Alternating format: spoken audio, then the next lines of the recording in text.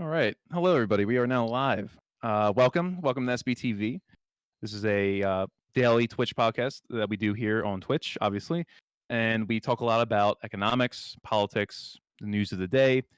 And occasionally, like tonight, we have a special episode where we go and talk to an actual, real live economist with experience and knowledge in the field. And we do this for your guys' benefit. We want to have an educational opportunity as we go along. And tonight we are proud to present to you Robert P. Murphy. He is a PhD Austrian economist. He is at the Mises Institute. He's a senior fellow. He also hosts a popular podcast called Contra Krugman, where they go and debunk Paul Krugman's articles week over week. And he is he has a lot of experience in the field. He's written many books, various articles on things like carbon taxes, things like the entrepreneur's role in the workplace, and how that this developed in capitalism. So we're really happy to have Robert Murphy on tonight with us. Glad to be here. All right, so first things first, guys. We talk a lot about heterodox economics. One of the branches that would fall under this category, which was given to it, is the Austrian School of Economics. This is not what you normally get in a textbook, right? If you guys took Economics 101, now there are some things you probably recognize that the Austrian School pioneered, but for the most part, not many economists today uh, call themselves Austrians. So, without further ado, Robert Murphy, what is the Austrian School of Economics? What does it stand for? Why is it even called the Austrian School? Great question. So I'll err on the side of keeping this briefer than you just ask me if you want me to elaborate on any of the points. It comes from the fact, as people probably can guess, that the founder, pupils were all from Austria.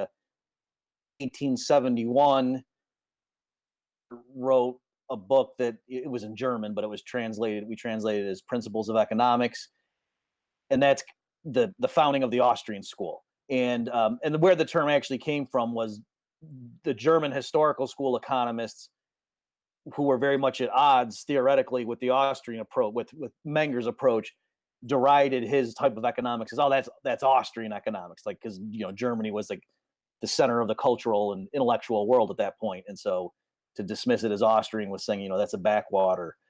So some of the distinctive features of the school,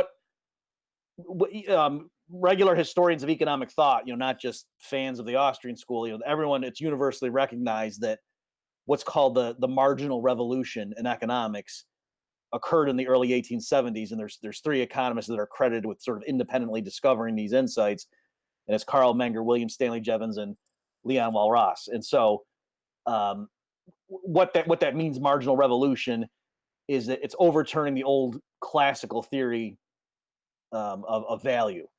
And so the classical economists, including Adam Smith and J.B. Say and Bastiat, they had some notion of a labor theory of value. So that's not something that Karl Marx invented himself. Even the father of free market capitalism, according to many people, Adam Smith, had a theory of market price that said, why is it that a stagecoach trades for so many bushels of wheat in the marketplace? And Smith's theory had something to do with how many labor hours are into, or like measuring the inputs. And so Menger and the other people involved in the so-called marginal revolution, they overturned that and said, no, market price is ultimately due to subjective value, and that's the starting point. And so that's one of the main turning points in the history of economic thought. Nowadays, the Austrian school. So, like, I'm an Austrian economist, as people can tell from my accent. I'm not from Austria. And so now, it's just like the Chicago school, the Keynesian Right. school. Now Yeah. it's the body of thought.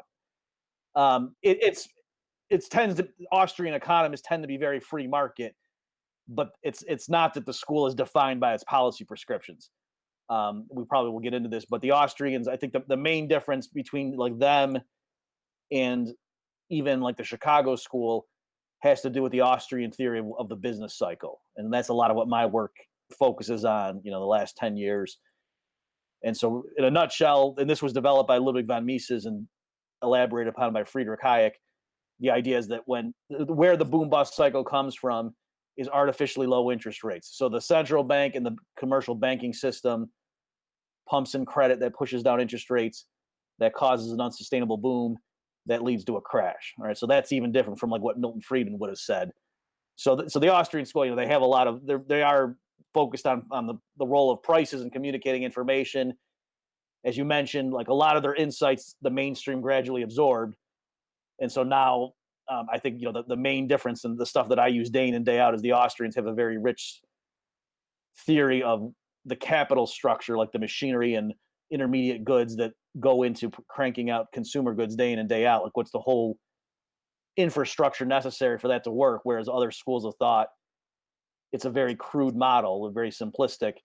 And so the sorts of things that can go wrong with artificially low interest rates in other approaches, you literally don't, it's not complex enough to even show that. Right. So a And this. lot of them, yeah. Oh yeah. So This is. I'll stop there. Yeah. Oh, this is great. That was great. Because there's so much I want to get into here. And we will be covering the ABCTs. We'll be looking at the time structure of production and things like that. And I just want to hit on going back to the 1870s. Sure. Get in Mhm. our time machine. So previously, before say the Austrians come around, you got guys like Karl Marx running around out here trying to figure out what's going on.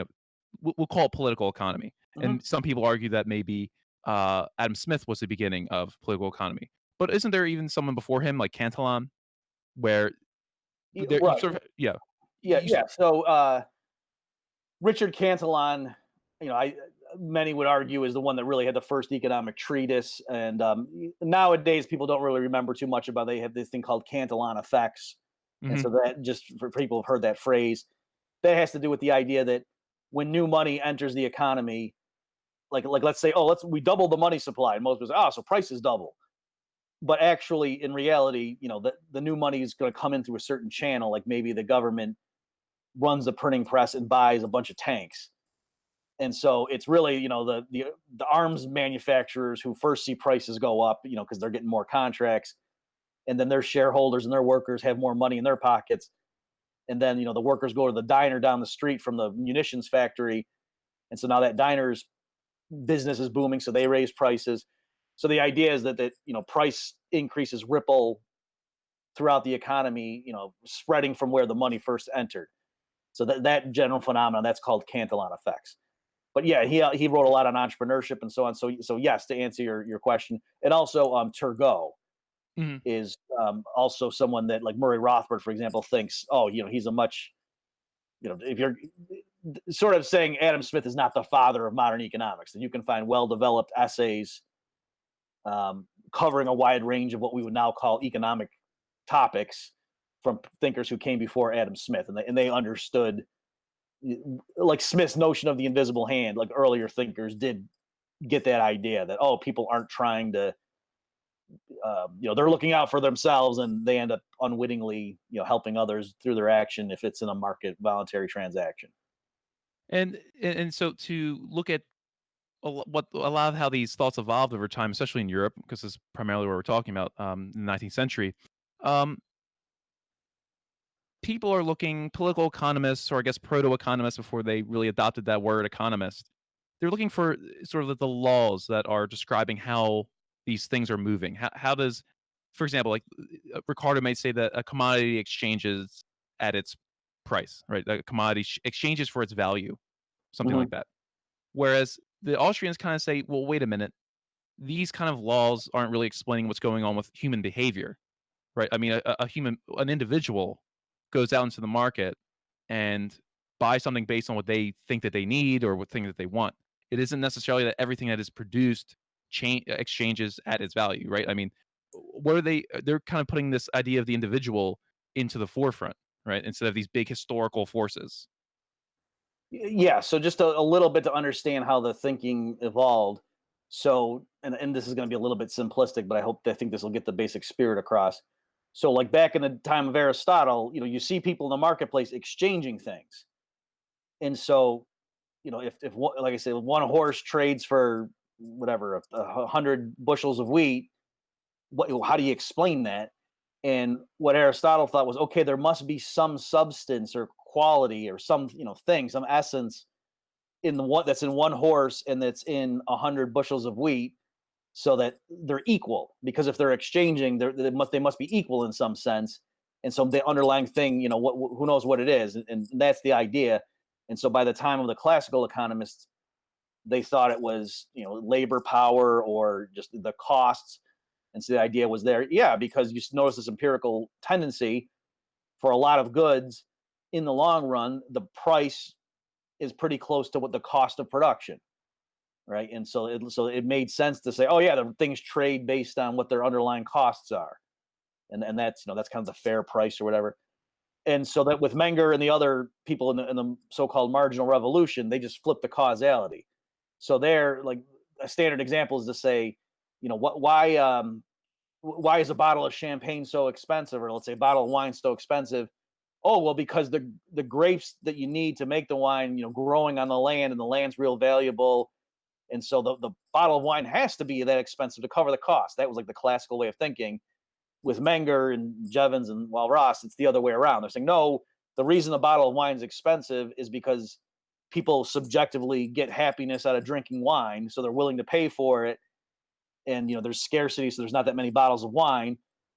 And then, given that the bottle of wine has that market price because of its utility, then that's why a farmer would be willing to, grow grapes on his land when he has the option of doing something else with the land, because he knows he can sell the grapes for a high price because the bottle of wine is a high price. So the causality flows the other way. It flows from the consumer goods, which are valued because of their ability to subjectively satisfy wants, and then the prices of production are like sort of pyramided or built up from that. So that's one of the major changes, and so no, and the crucial bedrock insight is that when there's a market exchange, when one person gives up the horse and the other person trades away 100 bushels of wheat, there's not an equality of value. What's happening is the guy selling the horse values the 100 bushels of wheat more than he values the horse. That's why he makes that trade. And the guy on the other end has the reverse valuation. He values the horse more than the 100 bushels of wheat. That's why he traded. So both people walk away from the trade thinking they got the better end of the deal. Right. And so notice that can't happen for an objective property. Like if two, at lunch at school, the one kid trades his bologna sandwich and the girl trades her peanut butter sandwich, and they both walk away thinking they got the better sandwich or the more valuable sandwich. That's fine because it's subjective. It can't be that they both walked away with the sandwich that had the more calories, right? Because calories is like an objective feature of a physical thing. Right. Right. Or they can't have both walked away with the sandwich that weighs more. That's impossible. But they can, in their minds, walk away with a sandwich that's more valuable, because value is not an intrinsic physical property. So that's sort of, you can see that's kind of the revolution in the whole approach to explaining market valuation. So the stuff I'm saying is pretty, straightforward. Well, yeah, it But seems obvious. Right. until they did that, it was, there was no way. It was just the classical approach, starting from cost, because it sort of made sense. Just, I'll say one last thing on this, just to understand how it's kind of confusing, because in terms of cause and effect, obviously the factors of production are first, and they make, so that you need to grow the grapes first, and then you use the grapes to make the wine. So it would make sense that the value starts out in the grapes and somehow goes into the wine. Like that seems logical. That's the flow of time and causality. But really what's going on is the people planting the grapes are looking ahead and forecasting and saying, I bet if I had a bottle of wine next year, or 10 years from now, if you let it age, I could sell it in 10 years for this many francs. And so that means, I would be, if somebody would be willing to pay me such and such for the grapes, and that's why I'm going to plant more grapes right now with And my land. this kind of gets a little bit into Jean-Baptiste Say and Say's law, where to do a really a butchering of a job on it, but supply creates its own demand, right? Like if you have something to be able to trade it, then like you're saying that the production sort of comes first. But I think there's a little bit of a complication or a little bit of quirk that gets interjected in here, where let's say I had uh tomorrow I had a million horseshoes or something I just made. Well, there aren't that many horses probably in America, and even if Mhm. I had a supply of it, there isn't necessarily demand for it, because that's not really part of the contemporary basket of consumer desirable goods or things that they're going to need. So it's like a complicated interplay between supply itself and then what people are demanding, right? Isn't it sort of throwing a wrench into? Yeah, if you don't object, let me just finish. Just say one Oh, last thing in sorry. the Yeah, go ahead. original Yeah. trade, because what you bring up is a good thing. But Say's law, like that, it's there's something else going on with that Okay. argument besides the so just to make sure everyone's getting Sure, sure. so the insight. So where the classical economist and the cost of production or the labor theory of value was completely useless was like something like okay, so Picasso dies, we have all his paintings, his masterpieces, you go and auction them off, they still command a price. And it's it should be clear that it's not really based on how many labor hours did Picasso put into them. You know what I mean? It's the price has to do with the value people ascribe to it. And let's say they were going through his attic and they found some painting that no one had ever seen before that Picasso made. He died before he showed it to anybody. They could go ahead and sell that at auction and get a price for it, even though nobody knows how many labor hours went into it. They have no idea what he did to make it. So it's pretty clear in terms of the causal flow. It can't be that really market value or market price is determined by what went into it. If you're just walking out in the woods and you found a car, or you would be able to take it and sell it, and what would people care about? They would want to see, like, does it drive, does the air conditioning work? They wouldn't need to know how many labor hours went into it. Hmm. And another, just real quick, another simple Hmm. example is, you go to a factory and the workers are all making stuff in it, and so yeah, it seems like the classical law is holding that I can look at the factory's cost of production, how many labor hours go into these things, and whatever the TVs that are coming out the other end, and how much. And yep, in the long run, it looks like the price of the TV just about covers all the cost of production, including the interest return to the capital that shareholders invested. If you then told all the workers to tie one hand behind their back, so that now it took twice as long for them to make the TVs, it's not that the price of the TVs would go up, because you know what I mean. People wouldn't pay more for the same TV just because now it took longer to make. They wouldn't care about that. It's so that's showing that's not what's going on, and it's the other way around. It's that, again, people subjectively value something based on what can it do for me, and its scarcity is involved. And then if there's open competition, then yeah, people, if the TVs are selling for $100 and it only costs you $70 of inputs to make it, what happens is more people get into the line of making TVs, and that pushes down the TV price because there's more TVs, and they bid up the prices of the scarce inputs, so you get that rough equality, including interest costs. So that's what gives this long run tendency for price and costs to tend to be equal, but it's not because it's a causal thing. That's just a pattern that emerges because of competition.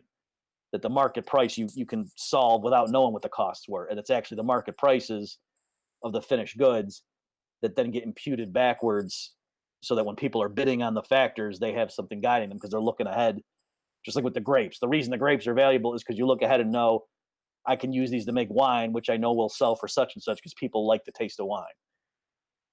So that's like the connection between the two. So the new subjective value theory could explain everything that the cost theory could, and more so, like things like a Picasso painting, or you're wandering in the woods and find something new. The new theory could explain that, whereas the cost theory really couldn't. Because isn't there some state where eventually you're not making any profit anymore? You're producing a commodity at cost, and then you sell it at cost because the equilibrium has come, basically to zero profit. Maybe it costs you $50 to make a TV, and then you're only selling it at a $50 markup. I mean, there's no profit being made, and that kind of is incentivizing firms to innovate or develop new things because they can't. Yeah. Right. Yes. So if you held everything constant, it is true that, yeah, you would expect new firms to enter an industry until the point at which, so it wouldn't literally be equal. So like, because if you because it takes time, right? So if you had to spend maybe like $45 on hiring workers and buying the raw inputs and whatever, and paying the rent for the land that your factory sits on to make it a TV, and then you sell it for $50, because if you invest, if you the money you spend out of pocket to make the TV, you want to earn an interest return on that, because you could just go buy a bond, or you could leave it in the bank and you're checking it. So it's not literally that all the explicit costs of production add up exactly to 50 if the TV sells for 50, but they get high enough such that once you account for what's the delay between when I invest this money and then get it back when I sell it and get the money from the customer, that you earn the interest return on there. So yes, to answer your question, if everything were constant, the market would eventually approach that, where the rate of return on your investment would be the same in all industries, and so the cost of production would be real close to the final price, just the gap being explained by the time delay. But as you say, that never happens in the real Right. world. The stuff's always changing. And I think this is a huge insight, which is not really talked about all that much really in the mainstream, is that there's not this really fantastical world out there where this situation actually happens, because there's exactly like you said, I think, and we can get into this too, is there's a time structure of Mhm. production, right? This is So a yeah, pretty did you want to go back and hit Say's Oh, law? sure. Yeah, yeah, actually, yeah, let's go back and hit Okay. that. Yeah. Yeah. Okay, so th- if from so you're right. The way some people summarize Say's law, and Keynes sort of did this, is to say supply creates its own demand, and that's a fine summary of what Say was trying to get across. But some people like just taking it literally and at face value. It's like, well, no, that's obviously false. If I like I say, if I make a bunch of cakes that are full of rat poison, I'm not going to be able to move them, right? Right. And so clearly, what JB Say wasn't stupid. Like he was living through what we call recessions. They might have called them panics or something. And so he knew that certain entrepreneurs could go out of business. So he knew that that's not what he meant. So where he was coming from, what Say was trying to address was the commonplace view, and we see it to this day, that when there's a general depression, like what we call a recession, and unemployment's high, some Mhm. people might say, "Oh, there's just a scarcity of money," right? Like if only more people, people had more money, or there's not enough aggregate demand, like to use more technical Keynesian language, to say, "Oh, there's just not enough spending power," or they might going the other way. They might say there's a glut of production. We have over so there's certain theories of the business cycle that refer to as an overproduction theory. Oh, business just made too much stuff. So the consumers aren't willing to spend enough money to buy all this stuff. So now the businesses are awash in inventory and they're sluggish and they start laying people off. So what Say pointed out was, no, that doesn't make sense. It can't be that the reason we're in trouble is because we just have too much of every good, because that's prosperity, right? Like, what do we mean when we say we're better off now than people who lived 200 years ago? It means we have more of everything. That's what prosperity is. So it doesn't make sense to say we're poor or we're in bad shape because we have too much of everything. And so now it comes into, say, supply creates your own demand. He was saying, look, it's money is just sort of like a stepping stone or an intermediary, that really, like, if the baker wants to get shoes from the cobbler, you could say, oh, well, he needs money. Sure. But where does the baker get the money? Ultimately, it's because he makes bread and cakes and whatever and sells them to the customers to get money to then go buy shoes from the cobbler. So really, the way that the baker is demanding those shoes is by bringing baked goods to the market. So it's the baker's supply of stuff that's the means by which he then demands stuff from the cobbler. So that's what people mean when they say, "Oh, JB Say said that supply creates its own demand." So that was, yeah. So like another way to put it is, if everyone just became twice as productive, everyone made twice as much stuff per hour of their work, that wouldn't plunge us into depression. That would just mean we'd all end up consuming twice as much stuff, right? Because you'd have more stuff now to go and sell, and you get money, and you could buy more. So Mhm. that's the idea. Um, Oh, What uh, go ahead. I You might was have a gonna say, question. what about something like I think it's called the Veblen effect, where something like fresh water would be worth a lot less, even though we would say it's pretty finite resource, or the price. I wouldn't say worth less. Let's say the price is lower compared to like a Ferrari or something like that. I'm not sure if it's called the Veblen effect. okay. Let's see. I'm just trying to remember. So I think the technical definition of the Veblen, like a Veblen good, has to do with like some women, for example, if they see handbags that are only $5, they just wouldn't buy it, right? Because the point is, like, they want to have, it's a status, high status item. And so part of, if you're going to have a nice flashy handbag, part of the point of having it is that it's expensive. It's not something that everybody can have. So normally you'd think that, oh, when the price of something comes down, people buy more of it. It makes it more attractive to them because they can get more units, and it does whatever it does for them. And so with a Veblen good, it's actually the other way around. With a Veblen good, if you cut the price too much, all of a sudden nobody wants it, because that particular good, part of what its appeal was, the service it provided you was to show off to the world, I have this real, um, fancy, hard to get, high status item. So, Um, so it's not just based on a calculation of utility. For example, I could use I could say an iPhone, right? Maybe that's, I don't know, $1,200 a unit, where I can go get some, not a knockoff of an iPhone per se, but like $100 smartphone. I could, have a 90% cheaper phone that it basically has the same functionality, but I'm not communicating to the world that I've got this, prestigious product or something like that that conveys some type of, information, or shouts to the world, "Hey, look how rich I am," or something, right? Right. So I think like the reason sometimes economists, when they're teaching standard price theory, will mention these quirky things, is just to show cases where your normal intuition breaks down. So like I said, yeah, normally, like you said, oh, there's the law of demand, which says as the price goes down, the quantity demanded goes up. Hmm. And so that normally that makes sense, right? Like, oh yeah, if milk gets cheaper, people buy more milk, and whatever. Hamburgers get cheaper, people buy. If steak gets cheaper, people buy more steak, and they eat less hamburger meat, that kind of stuff. But yeah, with things like say like a handbag or certain types of outfits or whatever, or maybe a certain kind of sports car, if it got too cheap. So it's a related thing too. I don't know if you guys know, but apparently, like the early Apple computers, they put weights in them because the original consumers, when they got it and it was too light, like they thought, oh, this is cheap. You know what I mean? So they actually made it heavier just so the consumer thought he was getting something substantial, even though it wasn't, increasing its RAM or something. So a similar thing there, that yeah, you certain, and I've noticed it too, like with consulting.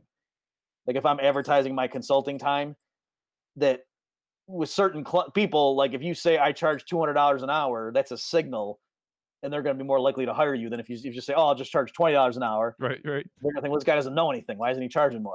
It's the stuff like that, where it's just, I think the primary purpose is just to show, don't be too quick with your armchair reasoning about how, oh, it's got to look like this, because if you're just thinking about apples, that might lead you astray, because not everything's like that. So yeah, to answer your question, you're right. It's not that, oh, there's these physical characteristics that satisfy something in your body and you subjectively evaluate that. It can be, it's still true. You're getting utility. I mean, that's why you hand over dollars to get the thing, but the story can be a lot more complex than sometimes what we think. Oh, yeah, that was yeah. You did answer the question about the Veblen effect. I used the wrong effect. I was talking about the paradox of value. Oh, okay, yeah, great. So yeah, the paradox of value, and yes, you're right. This is, so I skipped one of the main things. So that what I explained so far was basically how subjective value theory displaced an objective cost theory of value. But what you're now homing in on is, okay, but why do they call it the marginal revolution? What's that word marginal doing? Mm-hmm. And so yeah, here, so it's called the paradox of value. So it's not like Adam Smith didn't know how to deal with this, right? It was just more like their framework. It was a clumsy way to try to handle it. So I mean, the classical economists weren't stupid; they knew scarcity was involved, but it was just that with their framework, it was hard to really nimbly handle these things. So the paradox of value, where it's sometimes called the water diamond paradox, Mm-hmm. and so the idea is, look, if ultimately it's got to be the case that the market value or market price of goods is somehow related to their ability to satisfy human wants, right? Like, humans are the ones spending the money, so it's got to have something to do with, you want goods because they do something for you, right? It's got to be the case. I mean, the fact that we call them goods, we don't call them bads, right? Right. Yeah. So it's kind of built into the very language. So you would think then that, like, shouldn't the market price of water be really high, even higher than the market price of diamonds, right? Because Right. diamonds are really just a luxury item. They look pretty, and so you can use them in certain applications, like for drilling. But diamonds, basically, they look pretty, whereas water is essential for life. So you would think the most expensive thing on planet Earth would be water, and yet, it's so cheap now. Restaurants give it away. So how can that be? And the answer is, this is where the margin comes in. Is every economic transaction is conducted on the margin. And so just think like with a sheet of paper, what's the margins? The thing on the edge. That's where the margins are in a piece of paper. And so this thing here, you're just making trades on the edge of your holdings. So when you spend money on buying a gallon of water, you're not making a choice between all the water in the world versus none.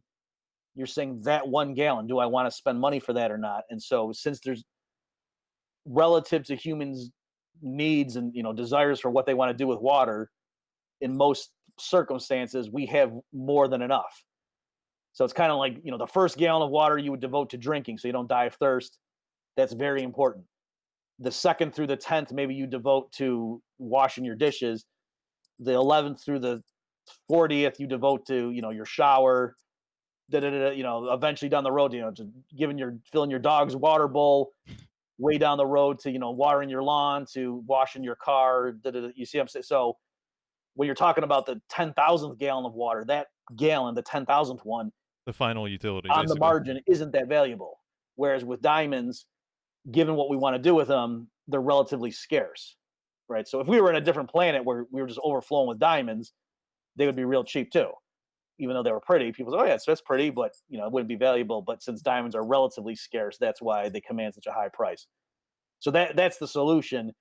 Is that it's sort of like when people get mad and say, "How come some guy who throws a fastball for the Yankees earns as much as 15 teachers?" Are we saying as a society that we think baseball is more important than education? And no, we're not. We're saying that one pitcher's labor time is more valuable than those 15 teachers, those particular 15 teachers. We're not Right. choosing between all the pitchers and all the teachers. We're choosing between that one guy and those 15. And more people have the ability to become teachers than to become pitchers for the Yankees. So it's the scarcity. So yeah, and to continue on, because these are extremely interesting things to think about, and I know they're out there in economics textbooks, but getting back to sort of some of the Austrian tenets, though, this idea of the time structure of production. Mhm. So could we sort of hit that topic a little bit, and what kind of goes into what are you looking at when we talk about time structure of production? Okay, so I think maybe it's easier to contrast it with other schools of thought. So Yeah, in a regular perfectly. economics, mainstream class, particularly like at the graduate level where you really start getting into formal mathematical models of the economy, it'll just be like, oh, well, there's some production technology that takes labor and capital and mixes them together and produces output. Okay, and so that's kind of the model of the economy. And so they might say, well, how much capital is there? And that might just be a number, or like one little letter, a variable K. And as the economy gets more capital, K gets bigger. Okay, and then that's the way they model it. That's the level that you learn in grad school to this day. You want to go get a PhD in economics, that's the where they start with, because the math gets really complicated, and the stuff they want to do is they got to keep the underlying model pretty simple, at least in the baseline default. And so in contrast, in the Austrian approach, they are much more attentive to the fact that there's different sectors in the economy. So just to give a stylized example, they might, like Roger Garrison does this in his work. They break it up into stages. So at first there's the mining, and then there's manufacturing, and then there's the wholesale, and then there's the retail, and then there's consumption. Okay, or if you want to think about something like a loaf of bread, you first think about there's the farmers, they grow the wheat, and then they sell it to the miller, and he grinds it into flour, and then he sells it to the baker, and he makes it, and then he sells it to the wholesaler, and then they drive it in the trucks to Walmart and put it out in the aisle. And so you just see like there's a life cycle there. And everybody knows that, like mainstream economists at MIT, they know that wheat is somehow involved with making bread. They're not stupid. But I'm saying in their formal models, they don't typically account for that sort of nuance and that complexity in the stages of production. And so in the time structure. And so why that's relevant, everybody would agree, oh yeah, that's more realistic, but what do you gain by making your model more complicated? And the Austrians would say, well, the interest rate in particular affects the time structure of production. And so that idea that there's stages, and like there's a distance, like so the mining stage is very distant from final consumption, whereas the wholesale stage is pretty close to final consumption. And so one of the things the interest rate does is it kind of regulates how the time horizon, like how long are resources tied up in a project before they need to turn around and create the finished consumer good, and then you start over again. And by So that, interest rate, yeah, you're talking about what a particular firm along this big chain of production could be borrowing from a bank like that. That's what you mean by interest rate, right, or yeah, yeah. yeah. So like just a real simple example. Let's say you're thinking about building an apartment complex. You have you figure out how much it's going to cost. You got cement and with the glass for the windows and all. You got to have electricians come in and wire everything up and all this stuff. Get the bricks, get the lumber, and you got to spend $1 million, and it'll take you a year to build the thing. And then once you have it up and running, you figure, oh, I can get tenants coming in here, and there's turnover, and I'll have some vacancies, and there's maintenance, ongoing maintenance expense. But I think typically if I manage it right, I'll clear a net income of $100,000 a year, just indefinitely. And so then the question is, well, should I do it? Is this a good project? So I spend $1 million up front to then get a flow of $100,000 in annual income as far as the eye can see. Is that a good thing to do? And that there's not enough information there. You need to tell me what's the relevant interest rate. Because if I could go invest in AAA bonds that yield 11%, it would be stupid for me to sink my $1 million in this project that's really going to only return 10%. And in fact, if I could sink them in AAA bonds that earn 9%, that's probably better, just because the 10% is not guaranteed. I got to get tenants, and it's uncertain. There might be a crash, and maybe the sheriff comes in and says I can't evict tenants who don't pay. There's lots of stuff, whereas bonds are a lot Right. safer. You had to manage it. You would be doing a Right. lot of extra labor. Right. So clearly, though, the interest rate, the yield I could get on bonds elsewhere is very relevant to my decision. So it's not just an engineering problem. It's not a matter of the engineers coming in and the landscapers, they can't give me enough information to decide should I go ahead and pull the trigger on starting this construction project. The interest rate is a key factor. Whereas the interest rate's 2%, then yeah, for sure. If I can earn 10% of my money building this apartment complex, whereas my next best alternative is earning 2%, then this is great. And so what that example shows is, by lowering the interest rate, it sort of gives the green light to long-term investment projects. And the longer the time horizon, the more the project's profitability is sensitive to whatever the interest rate is that you're plugging into the calculations. So if you're just thinking about, having a hot dog stand where you go buy some buns and raw hot dogs, and you have the little cart and you heat them up and whatever, and you're sitting there on the sidewalk selling them, your capital's not tied up very long. And so whether the interest rate's 10% or 2% is probably not going to affect whether or not it makes sense for you to do that project. It has to do more with how much are you selling the hot dogs for, and what's the purchase price to you for the buns and stuff, and how much is your time worth to sit there and man the cart.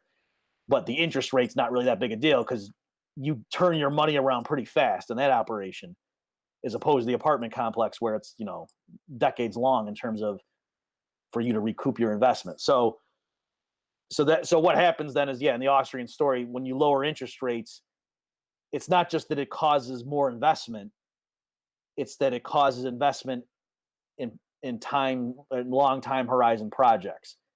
And so in the Austrian story, that's what screws things up if the interest rate is wrong. If it's artificially low, entrepreneurs are starting projects that are longer than society is willing to sort of postpone consumption and wait for them to bear their fruit, as it were. And even if you're an entrepreneur just starting up, I mean, there's the already established businesses. Like, I'll just use an example from my life. I was in the aerospace industry, and on the production side of things, we did nuts and bolts. But there may be one quarter they decide to buy 2 or 3 new machines, right? And they figure out how to amortize them, right? So they're looking at those, like you're saying, how long is it going to take to pay this off? But it may take a few days to install a machine, after it actually gets to the factory. But it could take weeks or maybe months to actually get the machine running to the desired specifications of the firm, right? What do they want to produce, and how much quantity at what quality? And that if that's taking 6, 7, 8 weeks, like, you can't just buy a machine, get it there overnight, and then just automatically works and does whatever you want automatically. It can take time. So this is kind of what I'm also looking at in, like, the time structure of production. It's not just if you're a farmer, you can't just plant in the middle of February and expect to get something. There's growing seasons, so you have to wait. And if you all of a sudden, for whatever reason, wanted to not grow wheat anymore and you want to grow soybeans, well, if you're in the middle of the crop, doesn't mean that the soybeans then take over in their halfway point of growing. No, they have to go through their own process. So you can't just easily switch capital out once it's been sort of sunk into certain things, right? Right, and that's a great point. So that it's related. So the technical term people would use is a capital heterogeneity. So there's heterogeneous capital goods, and that's, and again, another thing that the Austrians stress, whereas other schools of thought not so much. And again, like I say, in a mainstream textbook, they'll have the capital stock, and they'll say, oh, if society saves more, then that means next year, so if this is year 10, then K sub 10 will turn into K sub 11, and K sub 11 will be bigger than K sub 10, but it's just a number. It's just sort of, measuring the capital stock, sort of like your weight goes up. Oh, the capital stock goes up. Mhm. But you're right. That doesn't capture all the nuances of, yeah, if we build a factory here in Albuquerque, you can't just next year say, oh, wait, you know what? It would have been better if the factory was in Tallahassee. No, once you build it, it's stuck there, and you could move it, but that would be expensive. There's little things like that nobody would deny that. Oh yeah, if you build a factory, of course you can't move it very easily. But again, the mainstream models, most of them, the workhorse models where they crank out recommendations for monetary policy and the optimal tax code and stuff, a lot of them just gloss over those details because they say, well, we can't make it too complex, so let's just assume there's one capital good. And this seems to be a very even when we're talking about Ricardo or we're talking about comparative advantage, sometimes I feel like they don't pay enough attention to the differences, like you said, the heterogeneity of capital. And just give people an example of this, like a sewing machine can sew together cloth or something like that, right? But it can't produce tires for a car. Mhm. Different machines, different capital produce different things. And to just think that that this whole pool of capital, the entire society capital is just homogenous and we just make it into anything we want at any time is kind of like kind of mind blowing to me that it's sort of given that kind of treatment. Yeah, and this is, and again, it's not merely, how can I put it? The Austrians are not merely saying, "Oh, you guys are making unrealistic assumptions. The world's not like that." Because again, the response will be, "Yeah, no kidding." But the only model that's got the full real world effect is the world itself, and that's too complicated. So in order for us to understand it, we got to simplify. That's Right. Well, standard stuff. Yeah. yeah. But where the Austrians come back though, they say now, what matters though is if your simplifying assumption makes you miss the thing that is under discussion. And so yeah, like the Austrian boom bust story or theory, what happens is, yeah, if the interest rates are artificially low, then entrepreneurs are making these mail investments. So for like to give you a specific example, the housing bubble years, in the Austrian view, what was going on is, yeah, Greenspan pushed interest rates down too low, the housing bubble started, and so um, too there was too much investment in housing. And so once you build too many houses and houses that are bigger than they really should have been, it's now that's all, the lumber and the nails and the glass are all congealed in those specific things, and you've taken away your options, right? You're more limber, you have more liquidity in a sense when the stuff was just the raw lumber and the nails and whatever. But once you build houses in particular areas, now you're locked in. And even more so, like, the workers now who spent a few years doing that instead of some other line, now they've got, they're skilled, they're really good at building houses. So now when the housing bubble bursts, the economy can't just turn on a dime and start doing something else, because now those workers, their skills have all built up in the area that they're no longer necessary. There's a lot of real resources that got tied into these particular projects. So I'm saying in a more mainstream model, you can't even tell that story. They would just say, well, no, I mean, if society invested too much, that just means the capital stock's bigger. So now we're more productive because we got more machines per head. How's that bad? And it's like, no, because it's not just machines, it's particular. If you got a factory that's designed to crank out nails for certain types of housing, and then the market for those houses collapses, that whole factory now is only going to run at 20%, which is the correct thing to do, by the way. So that's another element too. Like the typical Keynesian looks around during a depression or a recession and sees certain factories only running at 30% and thinks, well, that's just pure waste. Let's have the government run a budget deficit and get this, buy something from this, even if they just throw it in the garbage. And I'm not putting words in their mouth. Like Keynes literally had a thought experiment where they would just Right. bury bottles full of money to get workers to dig them up because that would create employment. And so the flaw there though is to say, well, yeah, but the reason those factories are idle is because for them to produce their product, they have to suck other resources from other lines. And just right now, it's more important for those resources to go elsewhere, right? So because it's not like every little line is just proportionally scales up or down. There's discontinuities and rigidities and things like that, and choke points. And that's why once the housing bubble bursts and you realize, ooh, entrepreneurs made a lot of mistakes the last 5 years. There's certain factories that, in the grand scheme, it's like, no, I'm sorry, just run at 30%. That's the right thing to do now, given that we built that factory there. We shouldn't have, But given now that there's this factory in Albuquerque, the best thing to do is just have people show up and do, shifts 8 hours a day and just run at 30%. Even though that looks wasteful, the point is, yeah, the waste was when they built that factory 5 years ago. They shouldn't have built it. Now that it's here, this is the way the best solution to a bad situation. Right. You've sunk your capital. Now you're dealing with it. Right. And so again, just to make sure people didn't lose the big picture, I'm saying that type of story, even though as I'm saying it, I can see how a listener might say, I don't think that's what happened with the housing bubble. I think it was the deregulation under Clinton, and it's you right. Fine. I'm happy to have that discussion, but people can understand what I'm saying, what the claim is, Mhm. and I'm saying that type of possibility isn't even something that can happen in a standard mainstream model like that you would learn at grad school. And so that's to me one of the reasons the Austrian school is important, is because they have the ability at least to elucidate that scenario, and in case the real world is something like that, at least the Austrians have kept that alive. Well, right. I mean, and this is, and everyone listening, like you have to rule some things up, because if you're going to model something, you can't look at every single variable, or else you're only looking at reality and you're not making a model. So it's really, I think, what we're talking about is what are you abstracting from, and what are the foundational sort of assumptions, because you kind of want to abstract from things that are going on in reality.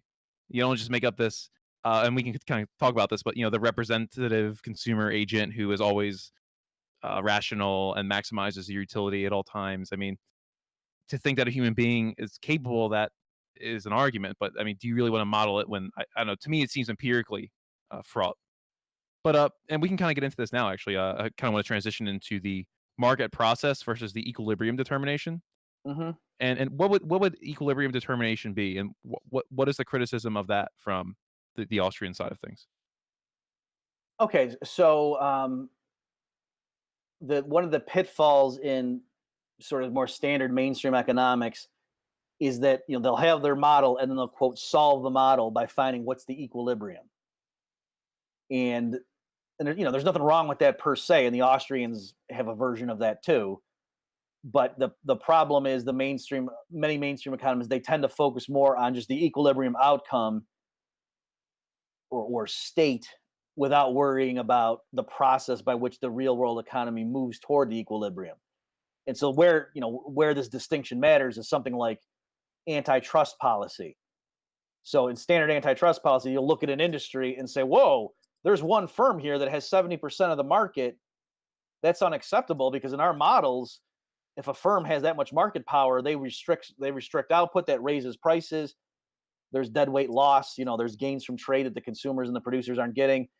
And if we broke that firm up, and so now there's 20 firms that share the market equally, in our model, that's static conception that the new equilibrium, prices will be lower, consumers will get more benefit, output goes up. And so the problem with that is, what if it's a relatively new industry and there's some brilliant entrepreneur, Bill Gates or Steve Jobs or whoever, who comes out with this brand new product, or Rockefeller back in the day, who just came up with ways to save money and so on, and just lower the price of kerosene. And so maybe the reason they have 70% of the market is because they outcompeted everybody, all their peers. And so and so the idea is, yeah, they have it right now, and the reason they have 70% of the market is because they keep doing better than the competition. And so if you come in and then punish them, all you're doing now is sending a signal to would-be entrepreneurs, saying, if you innovate and come up with some great new, you invent this new industry that didn't exist 10 years ago, like the iPhone or something, or the personal home computer, then you're not going to get to keep much of the profit, because the government's going to come in and break you up. And so that reduces the incentive for innovation and things like that. So that's just one example where the intellectual mistake there is just looking at a given outcome and saying, oh, this is the equilibrium. And in my model that just assumes a static thing and everybody has the same technology, if one firm had 70% of the market, that would be inefficient. But what if everyone doesn't have the same technology? What if that one firm has it because they created it? Mhm. So that it's like, so what are you comparing it to? Yeah, it'd be better if there were 20 Bill Gates, but there's not. There's just one. So the question is, do we let him make his product and sell it? And it's all voluntary trades. And if he has a huge share of the market, so be it. That's kind of the issue. Or And s that's one example of Right. it. And so, but really, I mean, isn't this market process idea sort of this?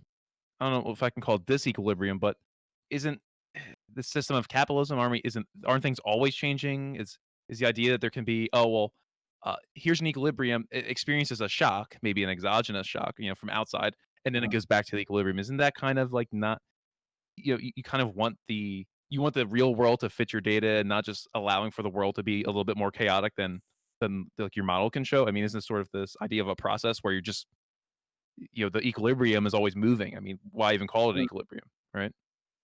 Yeah, so there's different levels. So I'll just quickly summarize the different positions, and then you can take the conversation where you want it to go.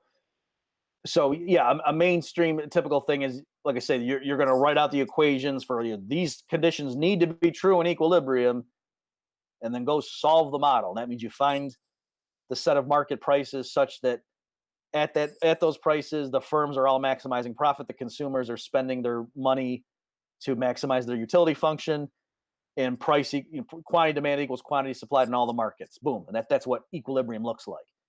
And they don't really ask, well, how do you get to equilibrium? If you do, they could tell a quick story like, oh well, if there was a shortage in one market, then the price would go up, and if there was a glut, then the price goes down, and so they would, but that's not really something they study. They devote all of their intellectual prowess and sophistication into solving this system of equations. So modern, if you get a PhD in economics now, especially at like a top 20 school, it's mostly math. It has economic applications, but you're mostly doing math. And in contrast, like somebody like Israel Kirzner was just more about saying, oh, the real hero, if you will, in the market economy is the entrepreneur. Because, like you say, conditions are always changing. It's the entrepreneur who has to look into the future and say, oh, I bet customers would really like there to be a pretzel shop at this corner in the mall. So I'm going to open that shop, and I'm going to go see I have to spend this much on salt and this much on the bread and the dough and blah blah blah, and hiring these laborers and get a manager to train everybody. And so that's what the entrepreneur does, and maybe he's right, maybe he's wrong, right? And so that's the thing. Entrepreneurs make mistakes all the time because it's not obvious. What store should be here? Maybe there shouldn't be a mall in the first place. Somebody had to decide to build a mall there. These are all things that entrepreneurs decide. It's not obvious until they go and do it.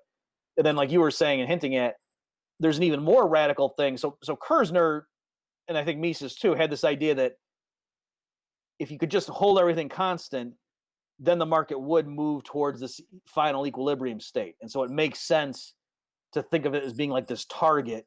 And then every time the data changes, because there's new technology or people's preferences change, or there's an earthquake, because everything's changing, the target equilibrium's bouncing around, but the entrepreneurs are always pushing the economy towards it until it moves again.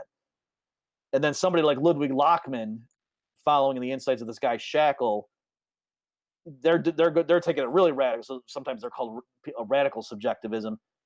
And yeah, they kind of say, let's stop using this term equilibrium. It's not, since we know stuff's going to change, does it really it wouldn't be correct for the entrepreneurs to be leading us towards this distant target if we actually know that the target's going to move before we get there. So that's kind of what they're saying. So they're challenging even the notion of equilibrium, at least as it's conventionally used. And since we're already hitting on entrepreneur, I was going to say this for later, but like we're already here. So, um, is the entrepreneur the main driver of capitalism? And I read your paper. I linked it there, the chapter where you talk about Kirzner, the coordinator entrepreneur, versus Schumpeter, the disruptor entrepreneur. Is there a mutual exclusion here, or are these just two different types of entrepreneur? Are there many different kinds? Can we describe the entrepreneur better than we could, 200 years ago, and like today's analysis? Okay, so I I got a PhD at New York University.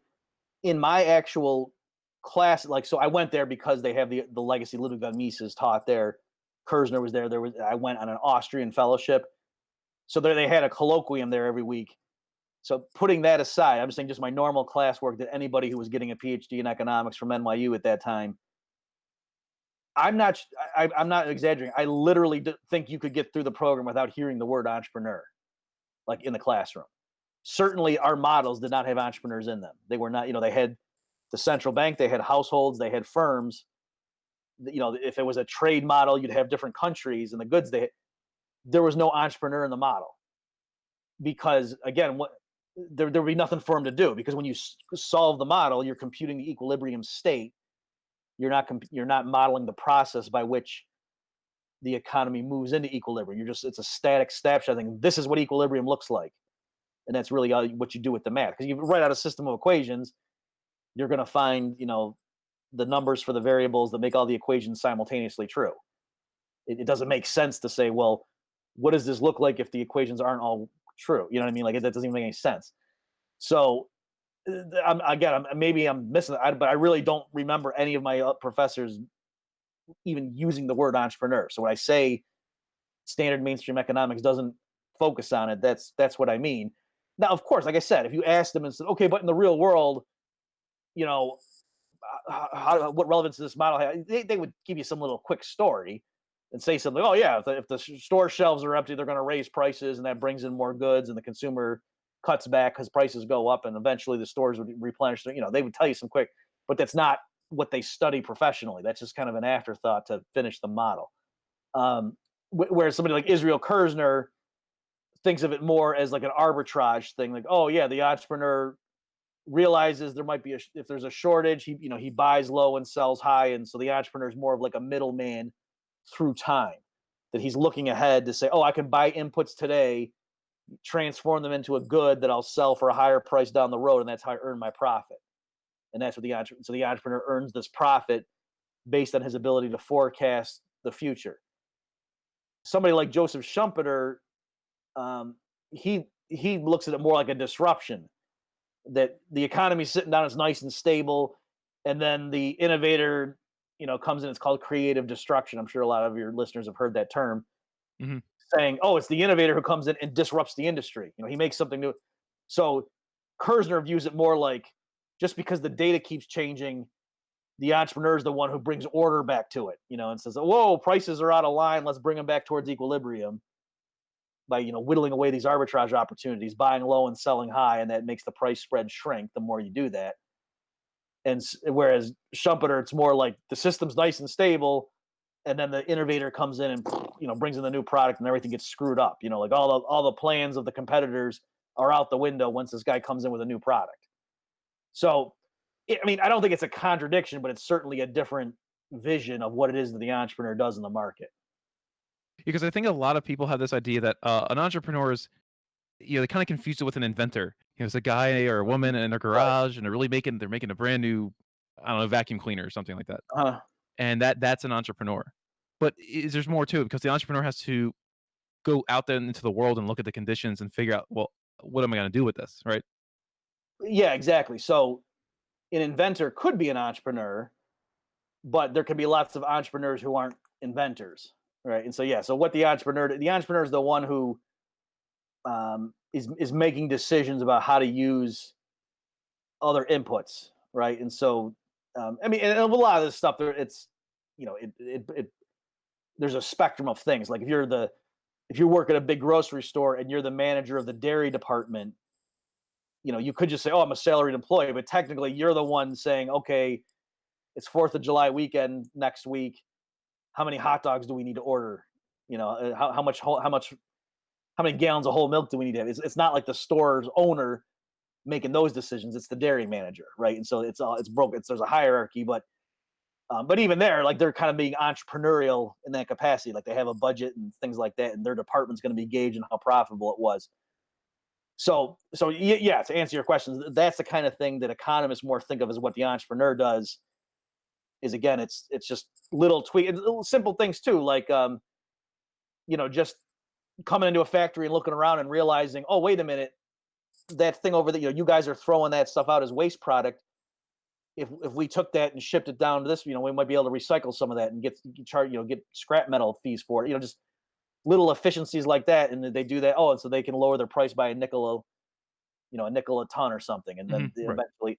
So little things, and like I said, like the story of some of these great entrepreneurs, like the so-called robber barons. I don't know if you see, Bert Folsom has a great book called The Myth of the Robber Barons, where he shows some of these, especially the ones who were operating in the market and weren't using like government subsidies or restrictions on their competition, the way they, took over was because they lowered prices and they offered a better product. That's the way they captured the market. And so, so it's how did they do that? Well, they were just, again, they had better ideas. So it's not like they were an inventor like Thomas Edison, but still they were creative. So you could say they invented, like the assembly line to make cars using an assembly line. That was a brilliant idea. And it lowered production costs significantly, and so that allowed cars to be much cheaper. Well, yeah, we've actually talked about it on stream, the vertical factory production versus the horizontal, where you get the large Fordist, one level assembly plant. And so actually, we have another about 25 minutes before I'm going to open up the chat to questions. And so if you guys are out there listening and you're coming up with some things, start writing it down and then post it in chat in about the next 25 minutes. But I kind of want to get into one more thing about the Austrians, and then maybe a little bit into contemporary political things, right? Like you actually sort of bring it up with like the robber barons. We'll get into some social things. The final thing about the Austrians are, how do they view money? Something like true money supply. Is credit considered money, right, from a bank? And who should the government be? Should the government be involved with banking, or like setting an interest rate, say, right? Okay, so yeah, Ludwig von Mises, um, that was one of his key contributions. So they have a different system in Germany, especially back then. But what we would call Mises' doctoral dissertation, it was the 1912 book that we translate now as The Theory of Money and Credit. There's where he developed his theory of the business cycle. But partly what he was doing there is, he took the subjective value theory approach that Carl Menger had developed, and Mises applied it to money. And so he showed that, these standard tools by which we now as economists explain, the market value of apples versus oranges, I can also do that to explain like these pieces of money. Why does this piece of money trade for so many oranges? And he used the same theory. Okay, and so that was partly what he did, and it's kind of a longer story, so I won't go into it in terms of why did it take, how come they didn't do it right away? Like, how come Menger didn't do it? There were some technical difficulties, and that Mises overcame to do that in a satisfactory way. So the standard Austrian view of money is it's a commonly accepted medium of exchange. So something to be a medium of exchange means you're accepting it in a trade, not because you're going to consume it or even because you're going to use it in production, but you're accepting it in a trade because you think you're going to be traded away again in the future. That's what a medium of exchange is. And then if that thing is commonly accepted in a certain community, that's what it means to be money. All right. So that's the definition. And then as far as like credit, so yeah, the reason it's not credit per se, right? So just like if the local store, you go in there a lot and you grab a soda and a sandwich or something, and the owner knows you and just keeps like a tab of your, Right. your tab that month. The owner's granting you credit. That's not creating money per se.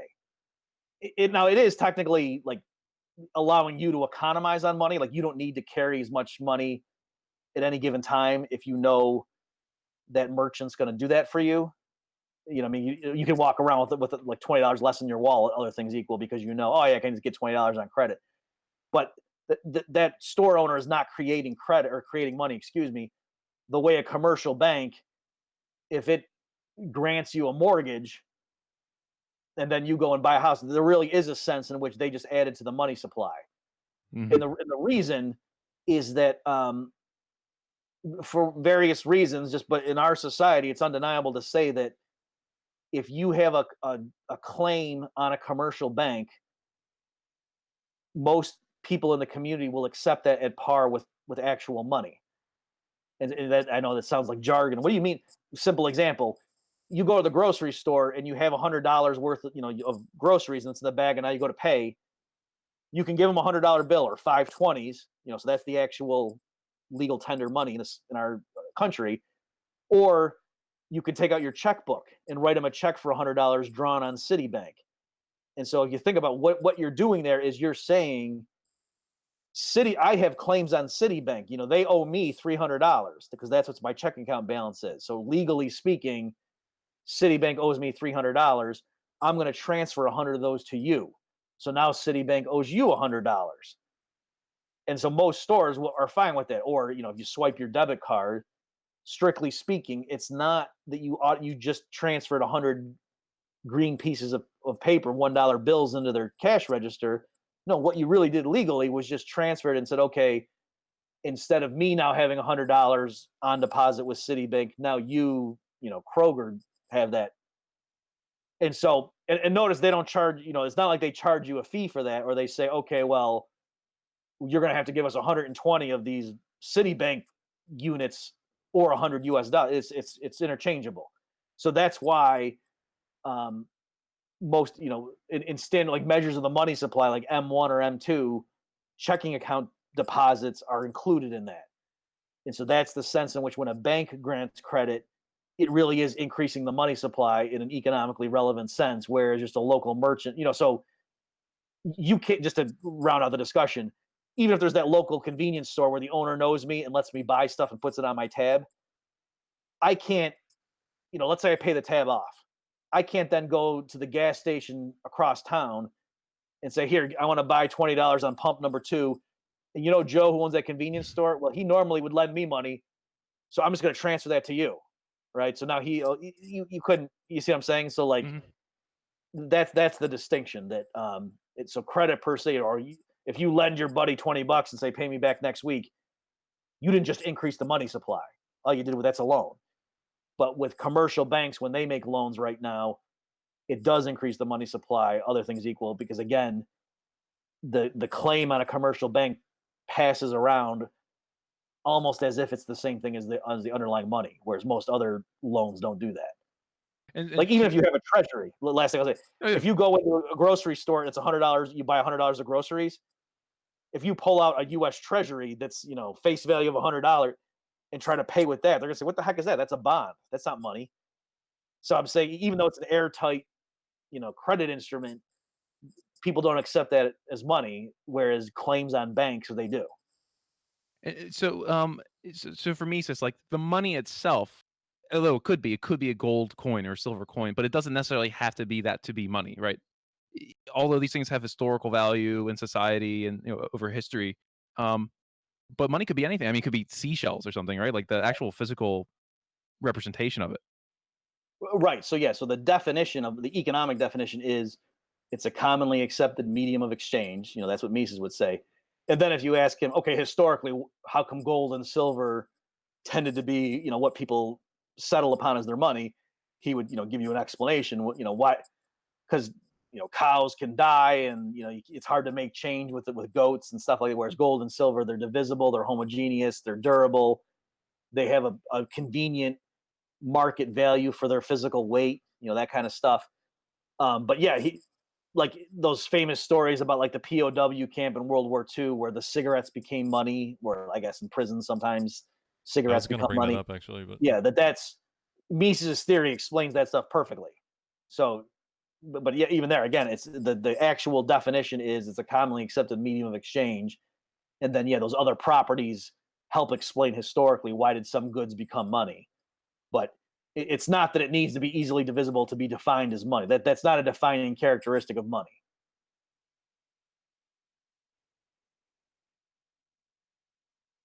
okay.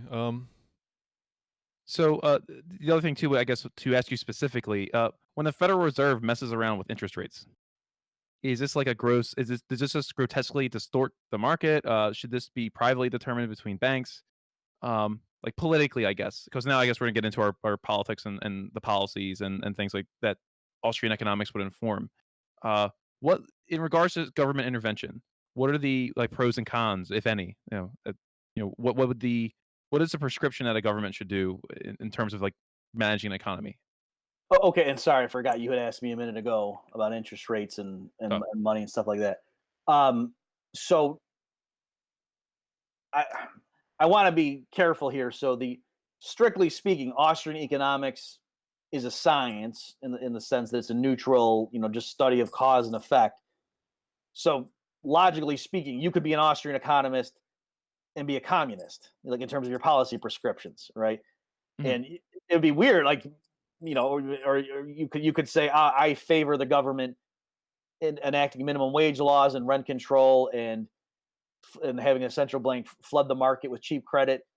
And you say, why? You say, oh, because I hate humanity and I like to see them suffer. Like, unemployment really gives me joy and I like infant mortality.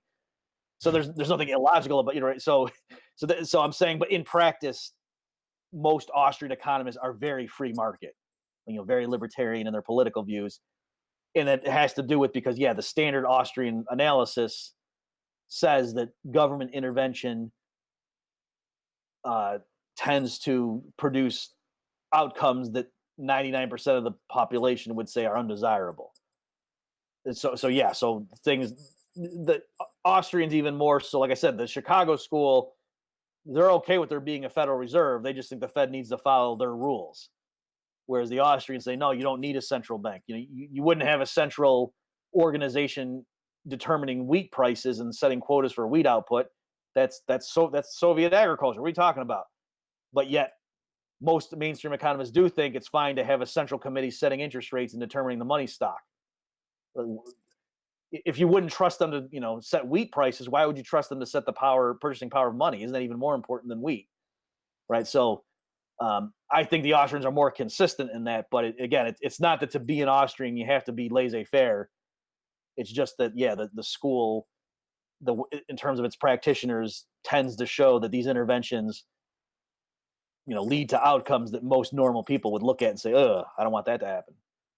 And to tie that in with, because we were talking about interest rates previously with the time structure of production. So when the Federal Reserve does something like drop the the what would it be, the Federal Reserve, the interest to 2.0% or something from Yeah, the from Fed funds rate, is 2.25. that what you're looking for? Yeah, the federal funds rate. And this is actually having an impact, in the largest sense on the total economy. And you would say like the rate of, will new projects be undertaken? Will an entrepreneur decide to start up a business this year versus next year? Or, this is not just like an innocuous a percent here, percent up, percent down, whatever, right? This has a much bigger effect than you would expect, right?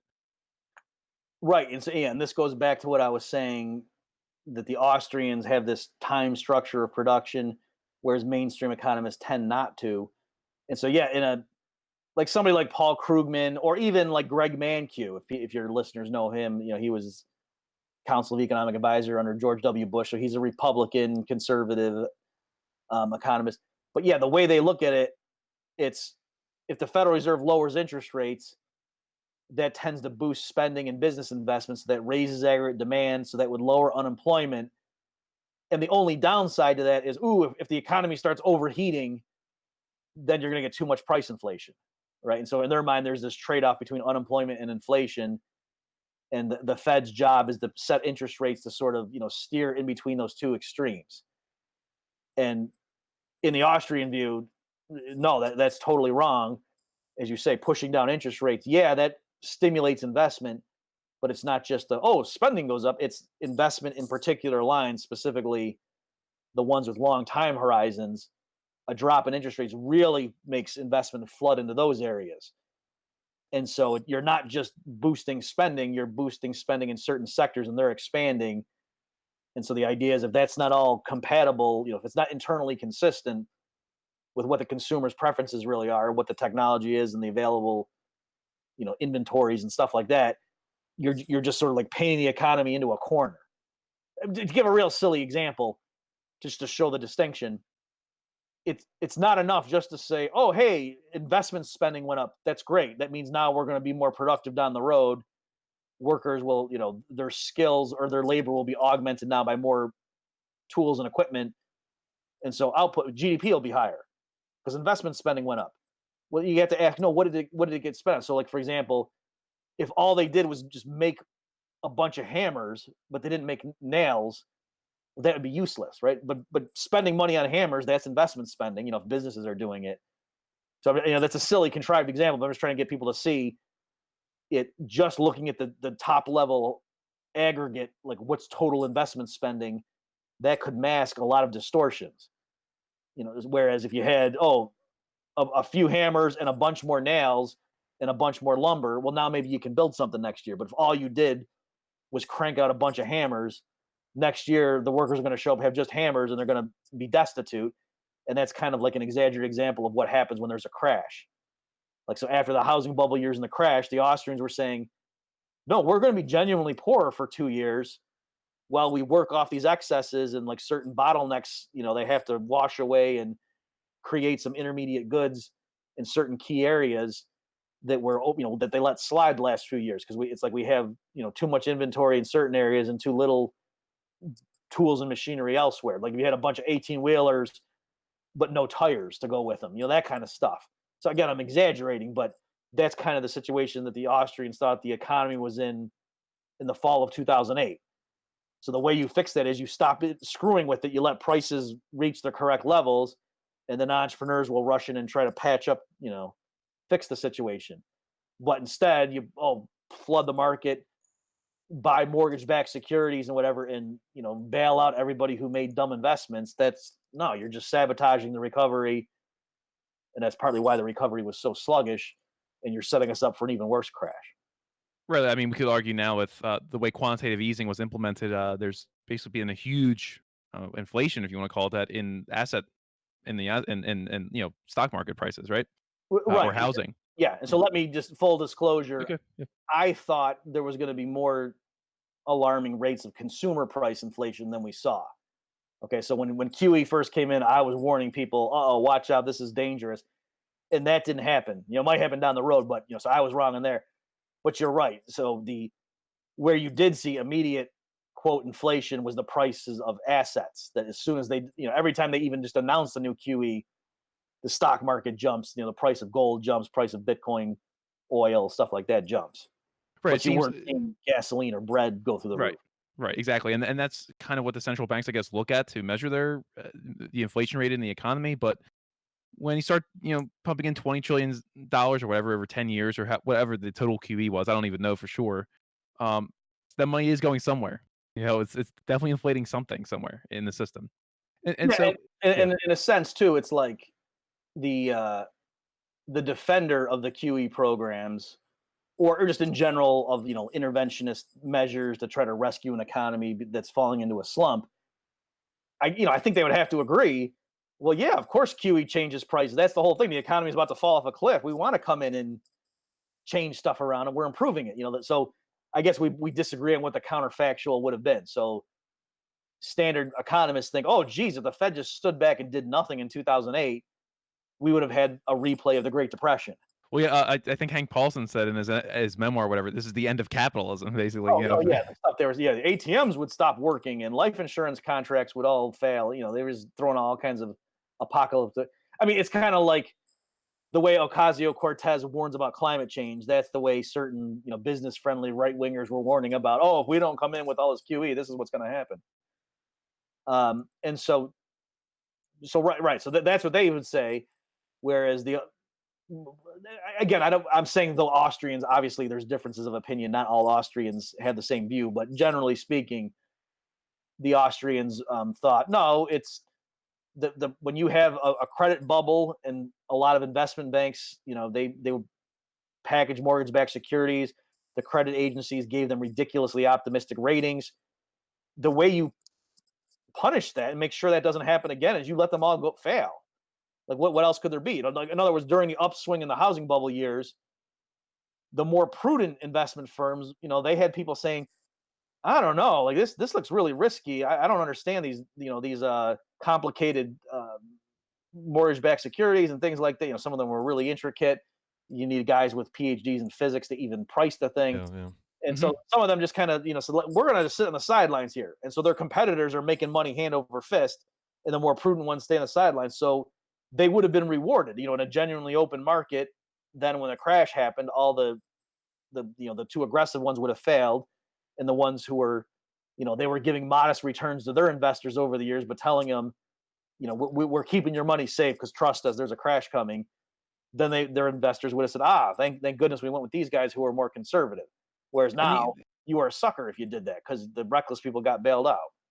And these booms and busts, I mean, these are seen as just part of the way capitalism is. I mean, this is like the nature of the beast, so to speak, in say like the Austrian school, right? Like these things are going to happen at some point because there's for whatever reasons over time there's misallocations and buildups of resources where they shouldn't be or they're not used in the best way. But what about like that Keynes? I think it's Well, a quote. can I just Yeah, say sure. one thing on that though, just real fast? Yep. So, just to be clear, in the Austrian view, um, the wild boom bust cycle is not a feature inherent to capitalism. That's because of government intervention in money and banking. So yeah, given that there a bust is going to happen, then the right thing to do is to just sit back and do nothing and let it work its course.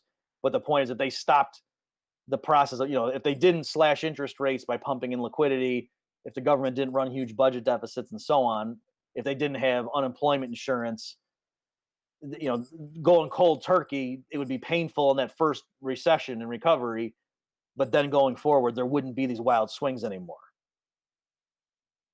And so, cause I was gonna bring up a Keynes quote Uh-huh. where he said, maybe paraphrasing here, but the markets can remain irrational a lot longer than you can remain solvent. Like, how long do you want to wait for the economy to recover, right? Because wasn't this I want to say after 1929, people are sitting here 2 years, 3 years, 4 years, however long Right. after the crash, and it's like, well, where's the growth and where's the recovery, right?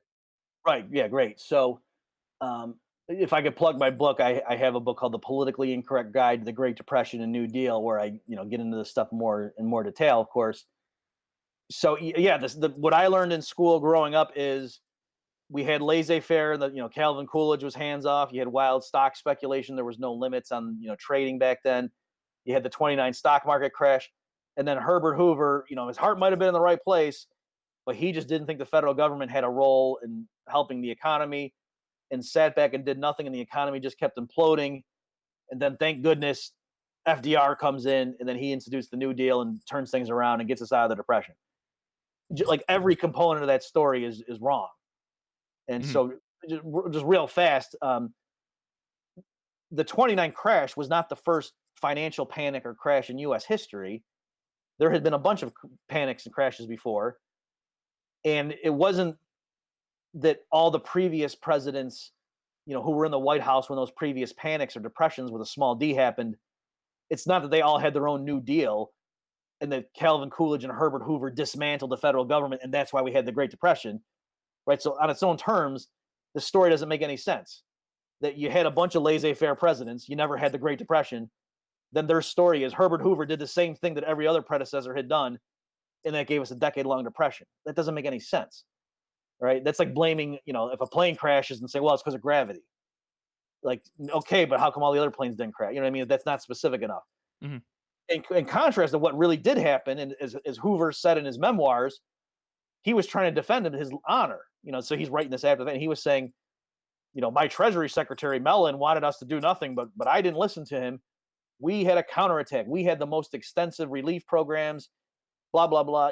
Spending, and he wasn't lying. Herbert Hoover was truthfully saying he did more than any prior U.S. president to that point in terms of what during peacetime intervention from the federal government. And like the Reconstruction Finance Corporation, you would think that would be under the New Deal. No, that was under the Hoover administration, right? Hoover had lots of farm support.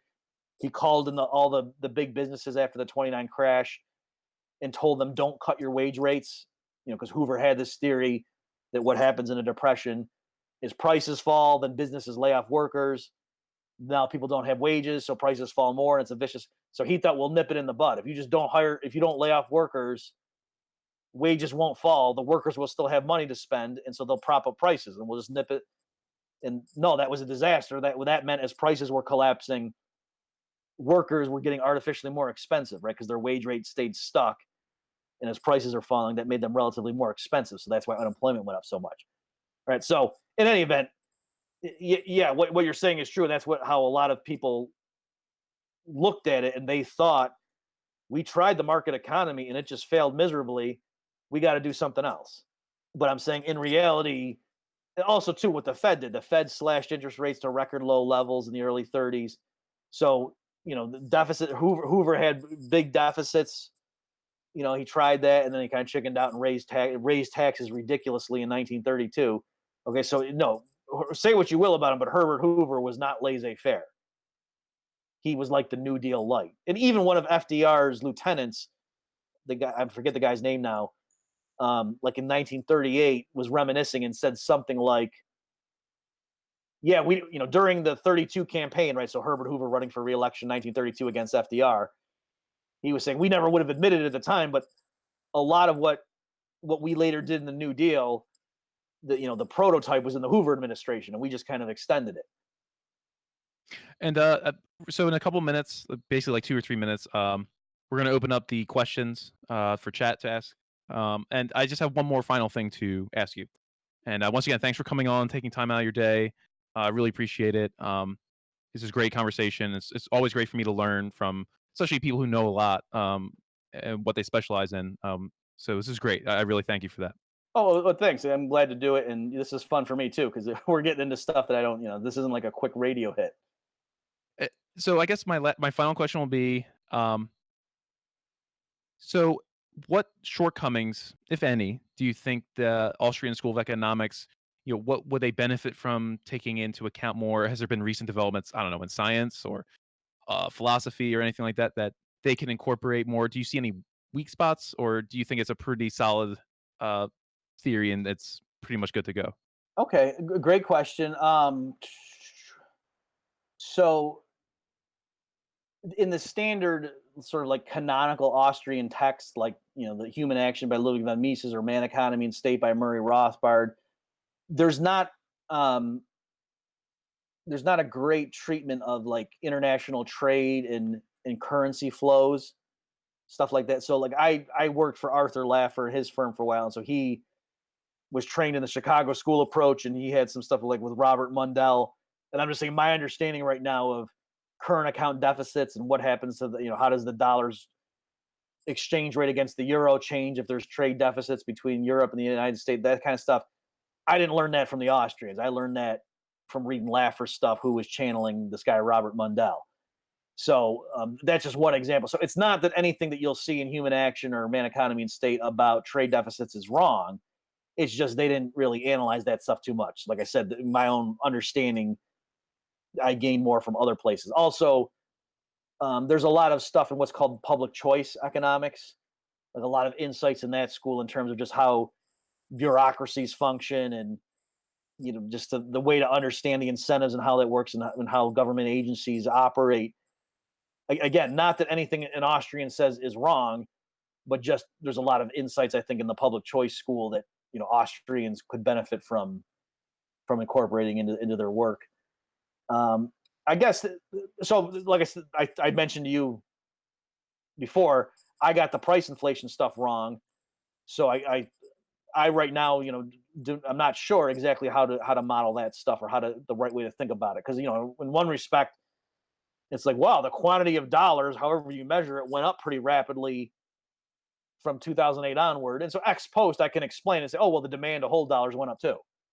And so that's why you didn't see the prices move too much. But the point is, in real time, I didn't see that coming. I thought that the infusion of all those dollars was going to weaken the purchasing power of the dollar more than it did, or at least among certain asset classes. So that's an area that I think Austrians would if they came up with a more nuanced approach to that.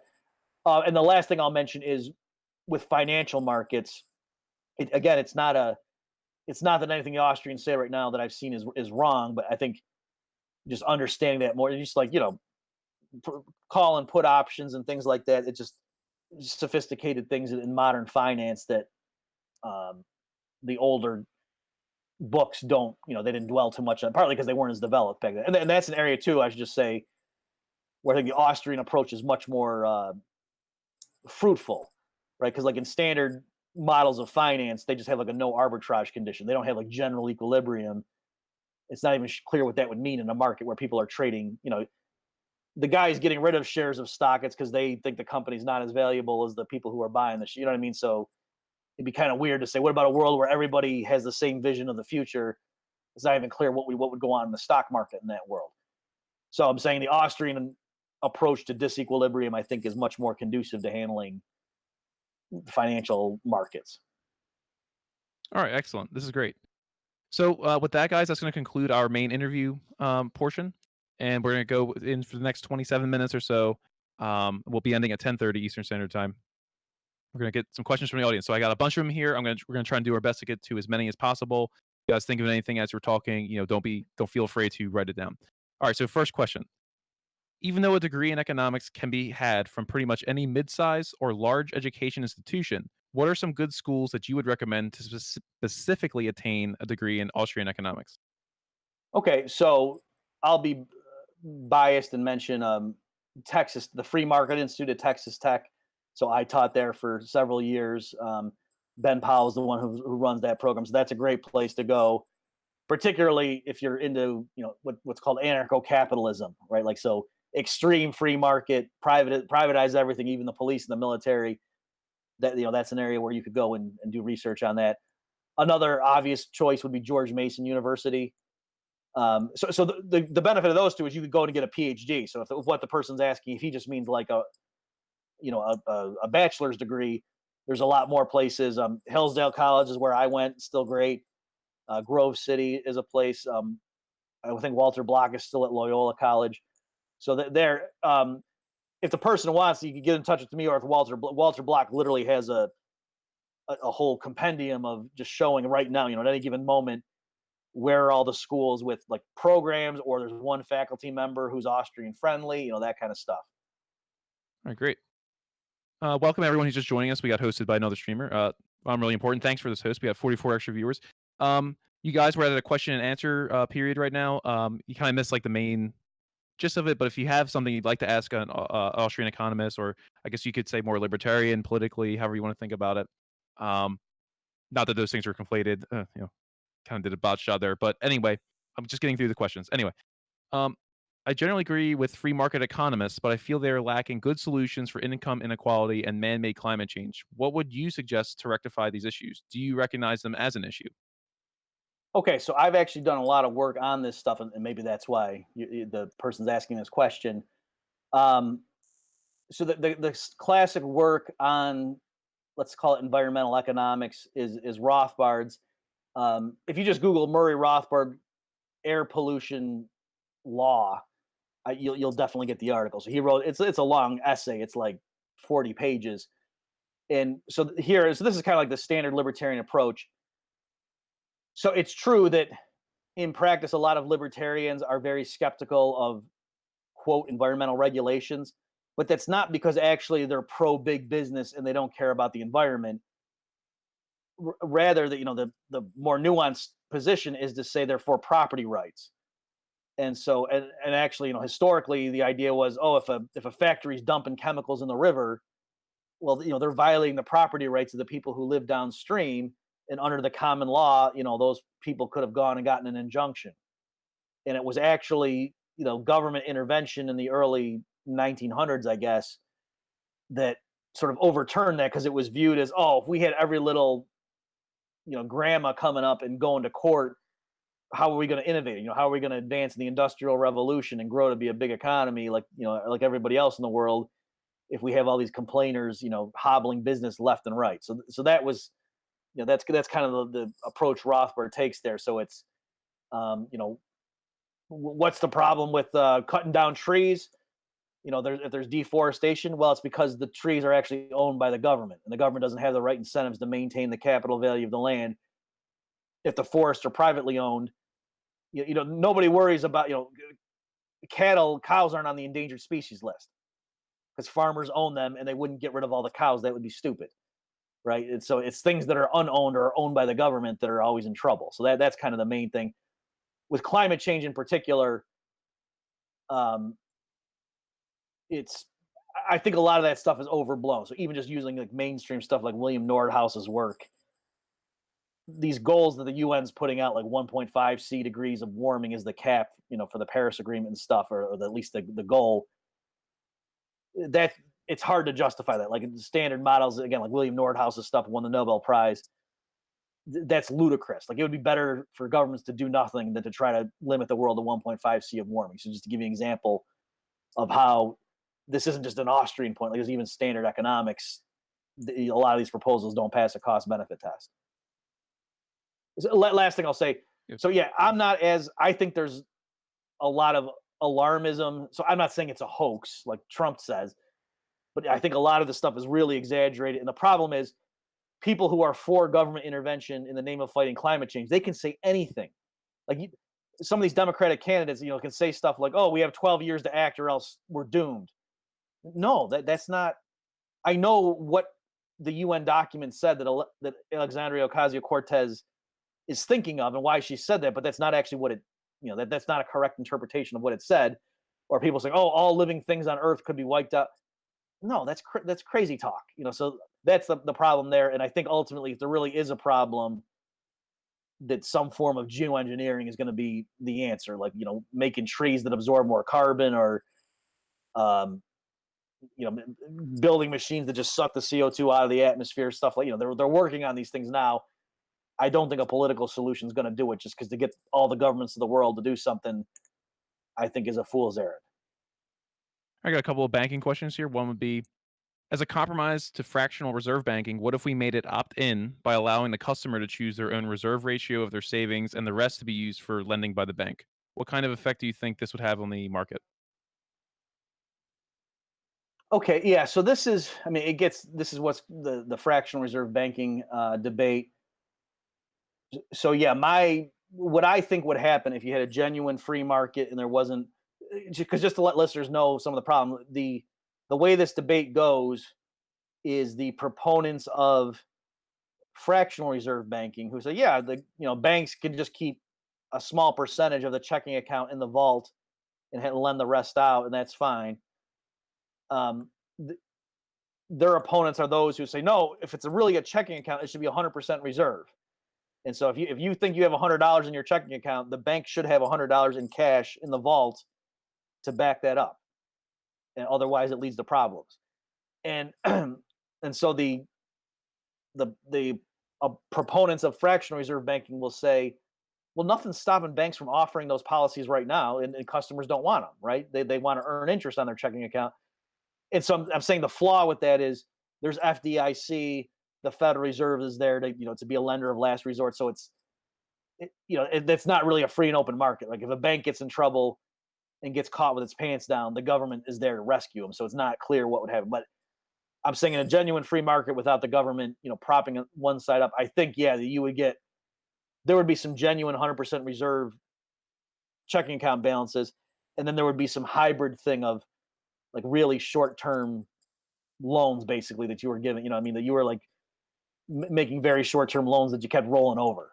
So normal people might just look at that and call it, oh, that's my checking account.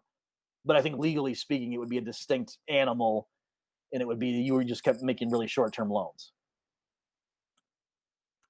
What are your thoughts on labor unions and workplace democracies, for example, a cooperative? Also, what are your thoughts on co-determination and sectoral unionism? Okay, some of those specific that jargon is not something that's resonating with me. So I don't know this area as well as the person asking. But my thoughts in general, like, so there's nothing wrong with a union. There's nothing unlibertarian about it. If workers want to come together in a collective and have collective bargaining and stuff like that, I'm fine with that. And I can imagine in certain settings that might be an efficient way. If most of the workers have similar desires, it might just make more sense and reduce transaction costs for them to negotiate stuff with management. That's totally fine. What I object to is historically, certain things where certain legislation where the government comes in and says to the employer, oh, if the workers vote and form a union, then you have to deal with them under these terms. And for sure, you can't just fire them because they formed a union. Whereas I believe in freedom of association, and ultimately, I mean, it depends what the specific contract was that you had, but if as long as the contract gave the employer the right to fire you, I think he should be able to fire you if you join a union. So I have nothing against unions, and I think they might serve a purpose. But on the other hand, too, I don't. I'm pretty. The questioner would probably think I'm pretty radical in terms of what is management. What do they owe to the labor union? I don't think they would owe anything really. All right. We got a policy question here, or actually a little bit more political. As far as policy goes, in your view of economic policy, is there anything Trump should do better or is doing wrong? Oh yeah, totally. So I don't use the phrase open borders because that's not my that's not my view. Like ultimately, in terms of immigration, my ideal solution is just everybody owns, the real estate's all privately owned, and the owner can make whatever policies he or she wants in terms of who, just like in your house, you don't have open borders with your house. It's not just anybody in the world comes in your front door and you let some people in, some people out, so that, to me, that's the optimal solution. So I don't like people in Washington deciding who's allowed to cross the Texas border, that kind of stuff. And, separating families and stuff like, that's just that, I'm totally against that kind of stuff also. As far as more narrowly economic things, though, yeah, the trade where all this stuff is goofy. So let me say, if Trump had said in the beginning, "Hey, I've talked with certain advisors, and what we're going to do is we're going to reduce the corporate income tax rate, from was it 35 down to 21%, but that's going to cause a lot of revenue loss, and so what we're going to do is raise these tariffs over here to help cushion the blow so the deficit doesn't blow up." I would have been fine with that, or not. I mean, I wouldn't have supported it, but like that's a plausible thing to do. But that's not what Trump did. They pushed through the corporate tax cut, and he's acting like these tariffs are making us better off also. And like, so yeah, his analysis is just totally. Last thing I'll say is I think Trump is viewing it as like he's the CEO of America, and if there's a trade deficit, it means we lost money that year, like that we were unprofitable, and that's not the right way to look at it. Like that's just fundamentally wrong. So it's not that the trade deficit necessarily is a good thing, but it's not analogous to a company losing money. That's just not the way to look at it.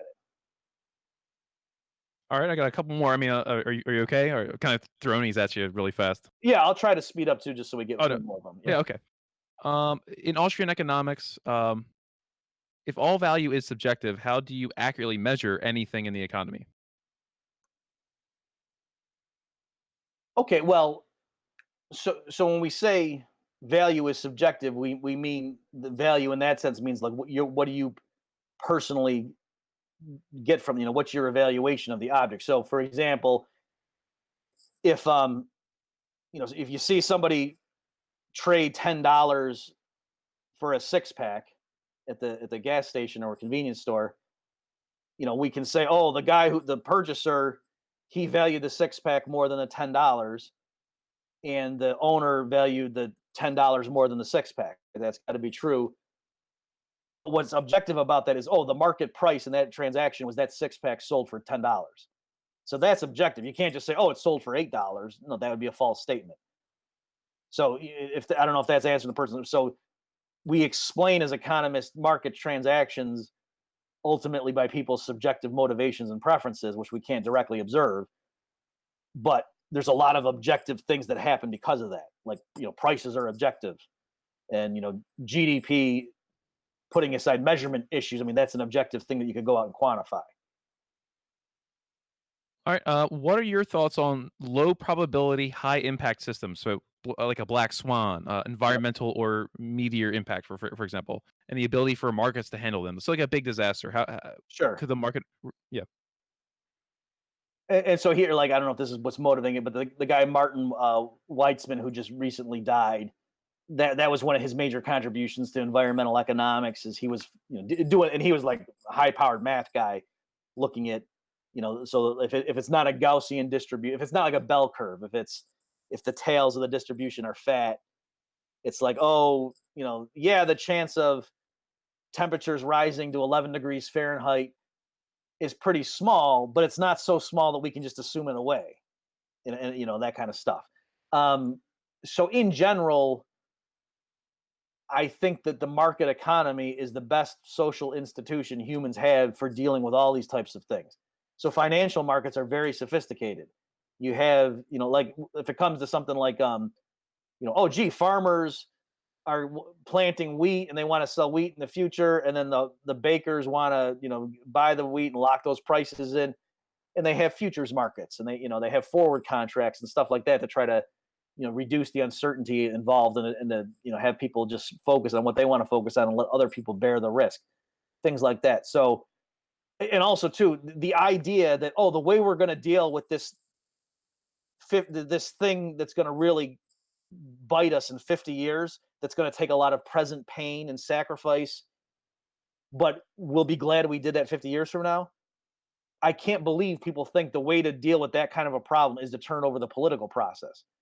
I mean, just look at like the funding for Medicare. You know what I mean? That's the clearly example where, the actuaries keep coming back and saying, yeah, now we're 30 trillion in the hole. Now we're 31 trillion in the hole. Now we're 30.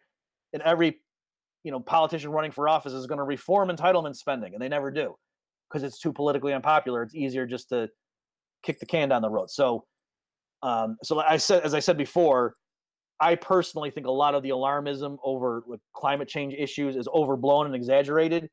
But even if it weren't, even if it really is an existential threat, the idea that you're going to let the Republicans and the Democrats be the one to take care of that for us, I think is crazy. How do right to work laws benefit the free market? Is it really free if laws have to be passed to benefit it? Okay, yeah, so that's a good question. And here, I, I would want to go like review again the exact labor laws and stuff before I said it, but let me just give you the spirit of it. So yes, it's certainly true.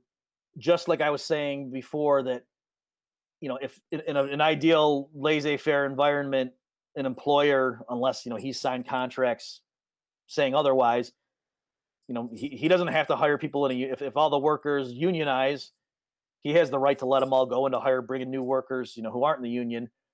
By the same token, if for whatever reason an employer, if the union, has a lot of the best workers in a region, and a particular employer, just as an act of goodwill or whatever, just to negotiate well, tells them, you know what, I'll just hire all union. How's that? You'll have all your guys come in, and women come in here too, and we'll just start from square one. Just that's a concession I'll make, just as and I hope you give a little too on on pay and benefits or whatever.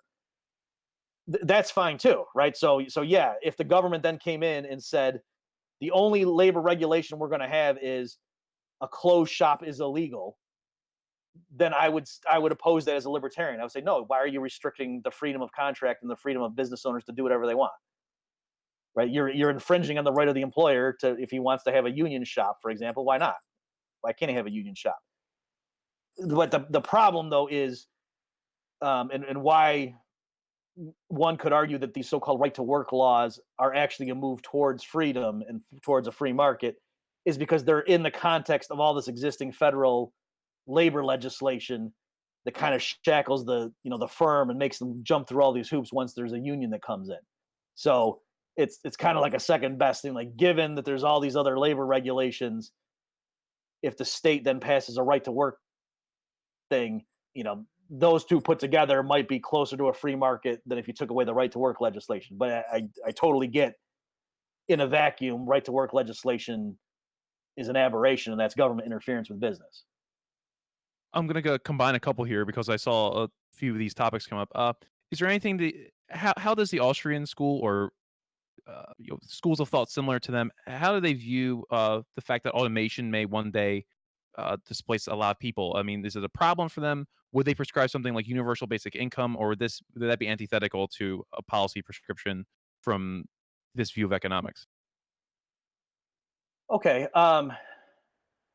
I know a bunch of maybe a bunch is wrong. I know some free market economists who are pretty radical libertarians who are for UBI, because they say that if we put in UBI and got rid of all the other welfare programs, right? So what they're saying is it's more efficient, because the means tested ones, if there's programs in place saying, oh, as long as if your income's below a certain level, then the government's going to give you food stamps and they're going to subsidize your health care and stuff like, or health insurance, then that penalizes you if you go out and earn more money. So it's like implicitly you're facing a higher income tax rate, at least for certain ranges. And so, a free market economist doesn't want the government to penalize you for working more. Whereas a UBI, since it's just a check you get no matter what your income is, that it doesn't carry that, those negative incentives. So I've seen some free market economists favor it for that. I don't know. I can't think of any free market economist who's really worried about automation hurting people. Like, I think most of us look at it, it'll be more like the Jetsons, right? So if you think about the cartoon, the Jetsons, the machines do just about everything, and that's not awful. That's great, right? That's progress. That's what you want to have happen. So George Jetson still has a job. and he just presses some buttons or whatever, and the computers and the robots do most of the work. So that's, I think, what most free market economists think is going to be the automation is going to be a good thing. Last thing I'll say on that, sort of like with my climate change point, suppose I'm wrong. Suppose it really is the case that, there's going to be a huge percentage of the population that's their labor skills are so relatively valueless in a world that with billions of robots, let's say, that they can't even earn enough to buy enough food to support themselves. I mean, you could still have voluntary charity. Like I still don't, if what we're saying is, oh, we collectively couldn't tolerate that, and I would be willing to give up some of my income to the government to then redistribute. Well, then why don't you do that through a voluntary charity, right? So there's nothing stopping Bill Gates and all these other billionaires who want UBI. They can, give $1 billion of their own dollars and have other people chip in too. So there's that element as well. That even if you thought that was a good idea, why does it have to go through the state? All right, we got a couple more here, and then we'll wrap it up. Yeah. When you're doing your work as an economist, do you assume a rational agent as the atom of economics, or do you take the behavioral side of things with agents being both rational and irrational simultaneously? Okay, great question. So in general, so like Mises talked about this a lot, and that's another good way to distinguish the Austrian school from like the standard neoclassical school of economics. That Mises, the title of his book is Human Action, and so what he means by action is people using means to achieve an end. So there's reason involved, but it doesn't mean they're necessarily right. And so an example he uses is, say, some anthropologist visits a tribe and they're doing a rain dance, and the anthropologist might think, "Ha, these primitive people, that's irrational." And Mises says, "No, that's not a right use of the word. In their mind, they're being fully, they're using technology. Just like our medicine 200 years ago did things that we now look back and think that was silly." And likewise, 200 years from now, people will look at us and say, "I can't believe they were doing X, Y, and Z." Right. We're not being irrational. It just means, we're ignorant. So, yeah. So the way I think about it, yeah, it's not that I assume agents are hyper rational, and partly it just has to do with because I'm not building mathematical models. So that's partly why, there's, I don't want to say it's a straw man, but yeah, the extreme like Chicago school economist, their baseline assumption is that, yeah, people are supercomputers and they can solve these calculus problems and figure out the optimal bundle to buy with their income. And when you ask them, oh, do you really think people are like that? And they'll say, well, no, but it's hard to model error. You know what I mean? Like we know what the right answer is, so we can model agents that act the right way. But if you start bringing up, well, what if they make mistakes? Well, there's all kinds of mistakes they can make, so that they'll do something like that. But yeah, in the real world, I think there is. However, in certain settings, like in the financial markets, I don't think there could be systematic error that just sits there for a long time because somebody would see it, and I mean. So it doesn't require everybody to be super rational. It just requires one person to notice this huge discrepancy, and that would bid it away pretty fast. It's funny you bring it up because I go into the supermarket. I can't even figure out which kind of cereal I want to buy for whatever price. Um, how would you respond to criticisms of the Austrian school in that it lacks scientific rigor? For example, relying upon a priori knowledge. Okay, yeah, fair enough. And so here, I think some of it is just a misunderstanding of what the claim is. So yeah, Mises infamously founded economic science on deductive a priori reasoning. And so he just, loosely speaking, thought you could just think through things and conclude certain features of economic law without having to go test it. So it's not like physics. So Mises was like, economics is not like physics or chemistry. And so critics then deride that and say, well, then it's not scientific. You're just spinning out tautologies. That's like saying a bachelor is an unmarried male. I didn't learn anything about the world. And I want to say a better analogy would be like the Pythagorean theorem. Right. So I can show you, like, here's my assumptions, here's the axioms, and step by step logical, and I can prove the Pythagorean theorem. And you don't need to go measure a bunch of triangles to test it. Like, if I really proved it to you, then boom, it's done. And that's a much more convincing proof than if I went out and just measured 1,000 right triangles and came up with this general rule of thumb. So that, and so would you say geometry, is just spitting out tautologies with no empirical content. Well, no, you kind of get the sense you learn something about reality when you study geometry. And likewise with economics, to give you just an example. So if I say, people act, and you start digging into that, well, what do you mean? And I said, well, I'm distinguishing like if you throw a ball up in the air and it goes up and comes down, we don't say, oh, the ball first wanted to go up and then changed its mind and then wanted to come down. Like that's weird. But if you're looking at people walking around and making choices in the market, you do invoke intention and motivation and preference. So already you see the huge chasm between the natural sciences and the social sciences. And then to say stuff like, okay, every choice involves an opportunity cost, or people respond to incentives. Like suppose I say that. As an economist, I think people respond to incentives. Can you really test that? Like what if I say to you, hey, if you let me chop your arm off, I'll give you $20. And you say no. Did we just refute the claim that people respond to incentives? No, there wasn't a big enough incentive. You see what I mean? So Right. like to say choices involve opportunity cost, or people respond to incentives, or people make decisions on the margin, those are all things you'll get in chapter 1 of an economics textbook, like how to think like an economist. Those aren't empirical claims. You couldn't test them. But yet they're not mere definitions. You feel like you're saying something about the world. It's like a frame, it's like lenses you're going to put on to then go look at the world with. So you're not really testing the lens. What you're, I guess, testing is this a useful framework or not? And this is the final question because, guys, we're pretty much out of time. This is a great night tonight. I thank everyone for coming out and chat. These are great questions. Super hyped up for the future too, as we have other speakers come on, and these questions were just phenomenal. Thanks everyone for coming in. Thank you, Robert Murphy, for joining us tonight. Is just totally elated that you decided to come on here and give us a little interview here. It's totally awesome. So the final question would be, if we had to read one Austrian book or Austrian economics book to see the cutting edge of the school's discoveries, would you recommend Mises, or what would you recommend? This is going to sound horribly narcissistic, but the Independent Institute gave me the task of saying, look at Mises Human Action. It's 900 pages, depending on which edition. The language is hard. People can't read it, but it's really important what he did. So, Bob, can you write a 300-ish page book that undergrads could understand, that captures all the important stuff in human action? And so that's my book choice. And so that's why I would say I'm not even getting royalties from that anymore. I got a flat fee, so I don't feel so guilty saying that. But in terms of a single book, yeah, where you're going to get the depth and sophistication of the Austrian school, but yet you don't have to be, you can read that without having any prior knowledge of it. I think that's, to my knowledge, that's the single best one. And again, it's just because, that was my task to say, we want a book that does this. Go, can you do that for us?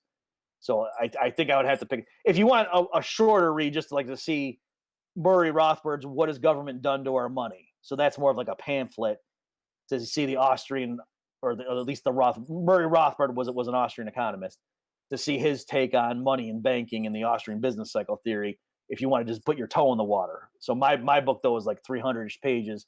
But again, it was written so that an undergrad could get it. All right, everybody. Well, this has been a great time. You can follow Robert Murphy on Twitter. You can see his videos on YouTube. He runs a blog, not a blog, sorry, a podcast it's called Contra Krugman, with who is it, Woods? Tom What's his Wood, name? Yeah. So you can find him all over the place. And I really appreciate him coming on here. Check out his books. He's got a great. You can check out his profile on Mises.org, which I'll link so you can see what he's written. And thanks a lot. I really appreciate the interview. Yep. Thanks for having me, guys. This was great. And one last thing I'd like to say, I would like to shout out Ramsey, who, without his resources, time, and energy, we would not have been able to get this interview going as fast as we did, and great networking skills. So we really want to thank Ramsey for making this possible. And everyone, thanks for coming in. And we'll be back to our regular schedule on next week, next Monday. So thanks a lot. And I hope everyone had a great time. All right, everyone.